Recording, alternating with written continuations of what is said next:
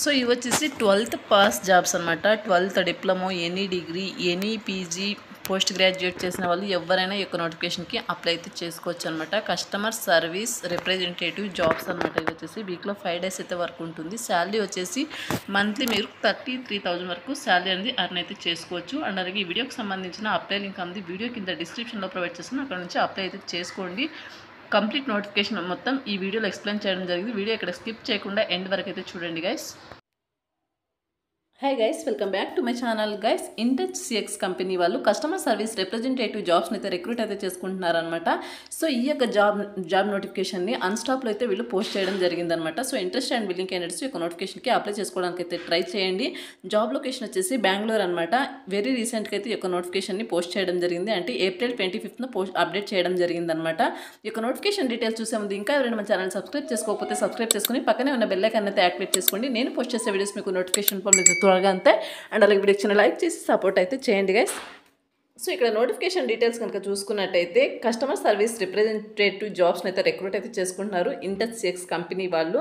And అలాగే ఒక నోటిఫికేషన్కి ఆల్రెడీ 170 మెంబర్స్ ఆల్రెడీ అప్లై అయితే చేసుకున్నారు. ఇంప్రెషన్ వచ్చేసి 3,830 మెంబర్స్ ఇంప్రెషన్ అయితే ఉందన్నమాట. అండ్ అలాగే ఎలిజిబిలిటీ వచ్చేసి MBA స్టూడెంట్స్ అండ్ అలాగే undergraduates, post graduates and అలాగే ఫ్రెషర్స్. సో ఎవరైనా అప్లై అయితే చేసుకోవచ్చు అనమాట. అండర్ గ్రాడ్యుయేట్స్ అంటే 12th diploma, any degree, any PG వాళ్ళు ఈ యొక్క నోటిఫికేషన్కి అప్లై చేసుకోవచ్చు. అండ్ నెక్స్ట్ వచ్చేసి సో ఇక్కడ డీటెయిల్స్ కనుక చూసుకున్నట్టయితే intech CX is hiring for the role of customer service representative అనమాట. రోల్ అండ్ రెస్పాన్సిబిలిటీస్ కనుక చూసుకున్నట్టయితే అంటే మీరు చేయాల్సిన work provide excellent customer service via voice and or non voice channels అనమాట. అంటే మీరు ఫోన్ కాల్స్ ద్వారా అలాగే మెయిల్స్ ద్వారా చాటింగ్ ద్వారా మీరు కస్టమర్ సర్వీస్ని ప్రొవైడ్ చేయాల్సి ఎక్సలెంట్ కస్టమర్ సర్వీస్ని అయితే ప్రొవైడ్ చేయాల్సి ఉంటుందన్నమాట. నెక్స్ట్ వచ్చేసి address customer enquiries, resolve issues and provide solution in a timely and professional manner అనమాట. సో మీరు వచ్చేసి కస్టమర్ ఎంక్వైరీస్ని అడ్రస్ చేయడం అండ్ అలాగే వాళ్ళ యొక్క ఈ కస్టమర్స్కి ఎటువంటి క్వారీస్ ఉన్నా కూడా so customer satisfaction very important కాబట్టి వాళ్ళ యొక్క ఇష్యూస్ని రిజాల్వ్ చేసే విధంగా అంటే ప్రొఫెషనల్ మేనర్లో మీరు వాళ్ళకు ఆన్సర్ అయితే చేయాల్సి ఉంటుందన్నమాట, సొల్యూషన్ అయితే ఇవ్వాల్సి ఉంటుందన్నమాట. నెక్స్ట్ వచ్చేసి maintain a positive and empathetic attitude towards customers at all times అనమాట. పాజిటివ్ యాటిట్యూడ్తో అయితే మీరు ఎవ్రీ టైం కస్టమర్స్తో ఉండాల్సి ఉంటుందన్నమాట. నెక్స్ట్ వచ్చేసి accurately document customer interactions and update customer records అనమాట. నెక్స్ట్ వచ్చేసి escalate complex issues to the appropriate channels, meet or exceed performance matrix such as customer satisfaction and resolution time అయితే to company policies and procedures అనమాట. So ఇది మీరు చేయాల్సిన work అనమాట. Requirements వచ్చేసి మీ నుండి వాళ్ళు ఎక్స్పెక్ట్ చేసే skills excellent verbal and return communication skills ఉండాలి, మీకు స్ట్రాంగ్ ఇంటర్పర్సనల్ స్కిల్స్ అండ్ అలాగే కమ్యూనికేషన్ స్కిల్స్ ఉండాలి, ability to right content. So ఇక్కడ కంటెంట్ రాసే ఎబిలిటీ అయితే మీకు ఉండాల్సి ఉంటుందన్నమాట. ప్రూవెన్ కస్టమర్ సర్వీస్ ఎక్స్పీరియన్స్ని మీరు ప్రూవ్ చేసుకోవాల్సి ఉంటుంది.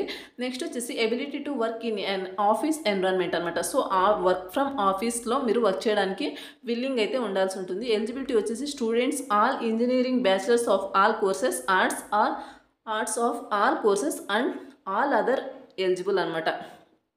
నెక్స్ట్ వచ్చేసి ఫ్రెషర్స్ ఆర్ వెల్కమ్. నెక్స్ట్ వచ్చేసి పర్క్స్ వచ్చేసి మెడికల్ ఇన్సూరెన్స్ ఉంటుంది, ట్రాన్స్పోర్ట్ ఉంటుంది, ఫుడ్ అండ్ బ్యావరేజెస్ కూడా మీకు పర్క్స్ అండ్ బెనిఫిట్స్ ఉంటాయన్నమాట.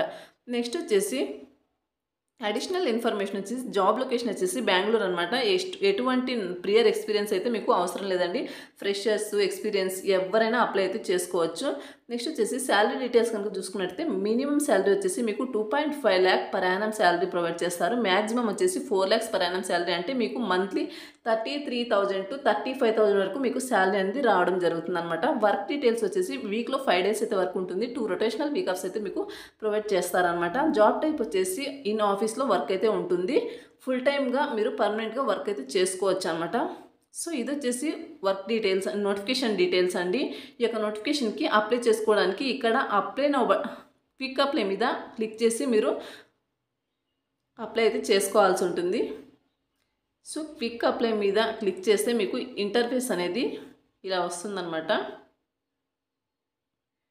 సో చూడొచ్చు, క్విక్ అప్లై మీద క్లిక్ చేస్తే మీకు ఇంటర్ఫేస్ అనేది ఇలా రావడం జరుగుతుందన్నమాట. మీకు ఇంతకు ముందే లింక్డ్ఇన్లో కానీ లేకపోతే అన్స్టాప్లో కానీ అకౌంట్ ఉన్నట్లయితే మీరు లాగిన్ మీద క్లిక్ చేసి అప్లై అయితే చేసుకోవచ్చు. లేదు మాకు అకౌంట్ లేదనుకున్న వాళ్ళు సైన్ అప్ మీద క్లిక్ చేసి న్యూగా అకౌంట్ క్రియేట్ చేసుకుని అప్లై అయితే చేసుకోండి. ఇది వచ్చేసి నోటిఫికేషన్ డీటెయిల్స్ అండి. సో అప్లై ప్రాసెస్లో ఎటువంటి డౌట్స్ ఉన్నా సరే నాకు కమెంట్ సెక్షన్లో కమెంట్ చేయండి. డౌట్స్ ఉన్నా సరే క్లియర్ అయితే చేయడం జరుగుతుంది. మరొక మంచి వీడియోతో మళ్ళీ కలుద్దాం. Thank you.